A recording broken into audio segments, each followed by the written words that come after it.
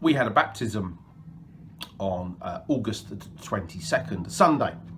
And one of the talks we looked at was the parable of the lost son, or the return of the prodigal son, whichever summary version you want to use.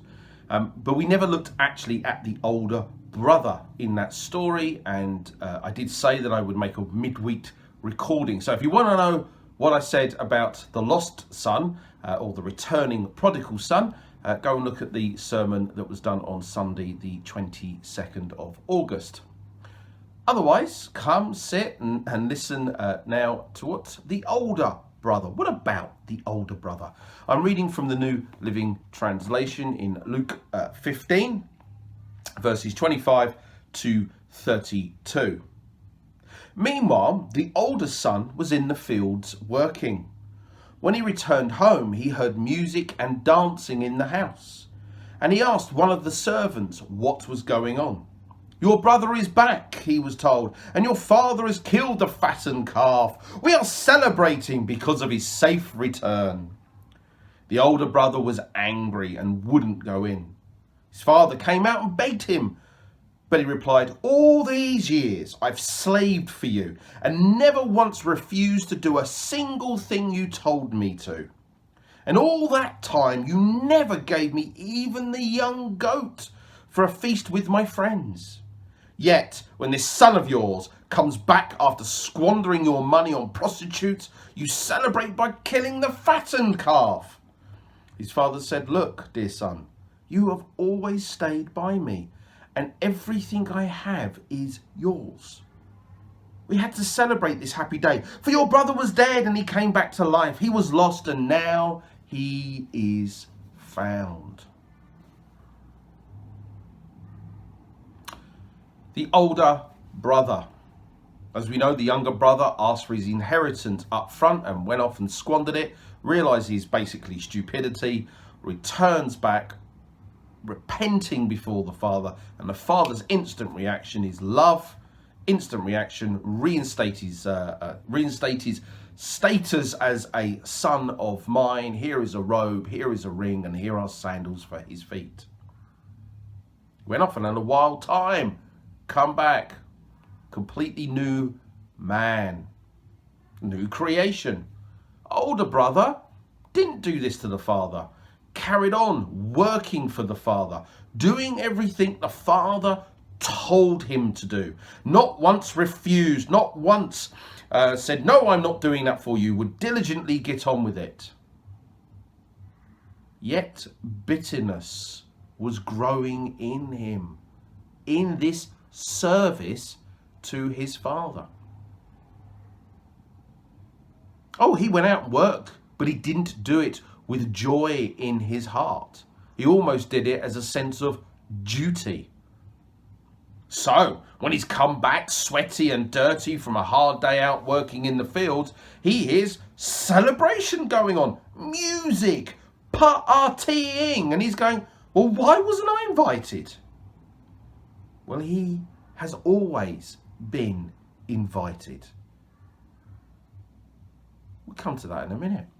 But he returns back. Notice he doesn't go in to find out what's going on, which was his right to do as the co-heir with his brother. Actually, he already was inheriting. He had the right to enter into the house. It's his house. But he doesn't do that. He pulls one of the servants who's probably outside doing some cleaning or ferrying stuff around. What's going on? It's almost like going up to somebody, who's a fellow servant in Christ and going, "What's going on in there?" Now, this servant clearly didn't have the right to just say, but he was going, "We're celebrating a great pie because your brother has returned." Now, at that point, maybe the older brother should have gone, "Wow, great, let's go flying in." But bitterness, lack of joy in the Lord has gotten to him. He's been serving the Lord, being, as he quotes here in the NLT, "I've been slaving for you." Not, "I've been doing this because I want to do it, because I recognize that I'm being in your will, and therefore then I want to do this because of the love that you have for me. I'm doing this because I should be doing it. Almost probably felt a burden. So once his younger brother disappeared off, he's thinking, well then, okay, down to me then, is it, to cover everything, is it? Great, thanks very much. Not recognizing all of this, that as the father comes out in grace to beg his older son to come in and enjoy this celebration, begs him. Notice that he doesn't order him, he begs him. He said, but come on in, come on. But the older brother, the older son, is so embittered, he even turns around and says, this son of yours, referring to his own younger brother, disowns him as one of his. He says, he's your son. And of course we see here that the father says, no, he's your brother. So let's unpack this for a minute, shall we? First and foremost, I think this is really important. I want to pick up on this. The Greek word that is referred to by the father when he comes to his older son, when he says in English translations, my son, is actually tekon, which really means child. My child, a really affectionate term. Actually, the father doesn't actually use that in the younger son. But for his older son, he's saying, but my child, you have always been with me. Everything I have is yours. My child, a real term of affection. For the father, he's been pouring out his love and affection on his older brother. The problem with the older brother is, or the older son here, he's not been receiving that as such. He's been receiving it more as, well, I've got to do this. He's not realizing that the father really, truly loves him. Tekon,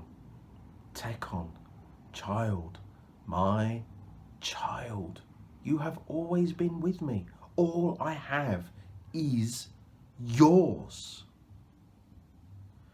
Notice that the older brother here is going, and not once, I've been doing all this, and not once have you given me a small goat to celebrate with my friends. The question I'm asking is, have you ever asked? The younger brother had the gumption, the rudeness, I suppose, for want of a better phrasing, to actually ask. The older brother's never asked. He's never noticed the closeness of relationship he has with his father, or had the opportunity to have. I've been working out all the time for you, so I've been always out working. I've never come in and just spent time with you and asked you for things for me to enjoy with my friends. Asked you for things for me to enjoy in your presence, Lord, Father. Are you like that?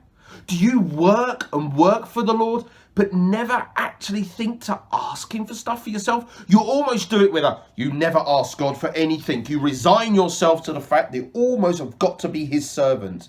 When actually he's saying to you, my child, you're a child of God.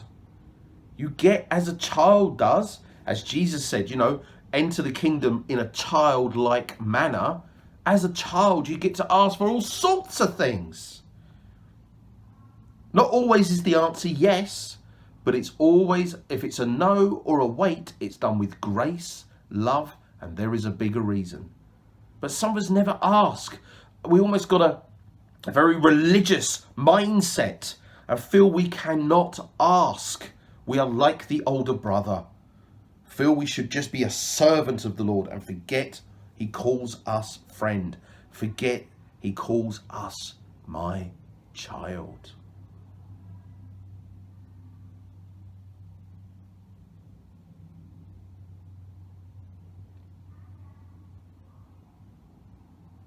We never know the fate of the older brother. We don't know if he actually decides to go into the party or he decides to stay outside and just be stuck in his own bitterness. Notice this bitterness is his own decision. this staying on the edge and never fully enjoying all of the good fruits that the Father wants to give to him was his choice. I suppose my question to you is this: are you someone who still stays on the edge, never asks, feels almost a religious resignation? You have such a wrong understanding of the Lord that you see him almost like an overlord, and how dare you ask him for anything for yourself? And so you walk around seeing maybe other Christians who seem to be enjoying the Lord, asking things from the Lord, and you seem to be receiving things, and yet you're not getting it, and you're looking at them like you would do at the younger brother with a sense of bitterness. Well, I'll carry on serving out here and doing all these sorts of things, and not realizing that you also are a child of God and you can ask him. And then you can join in with those fellow brothers and sisters in Christ who are also your brothers and sisters, and enjoy the presence and the merriment of the Lord. I implore you, go into the party, go and enjoy the celebrations, go up to your Father, the Lord, and ask him, can I have? What have you got for me to enjoy? What gifts have you got for me that I can use in your kingdom? That this could be done with a sense of joy rather than a sense of I have to. Spend time with him right now. Recognize his love for you as he says to you, Tekon, my child, I love you.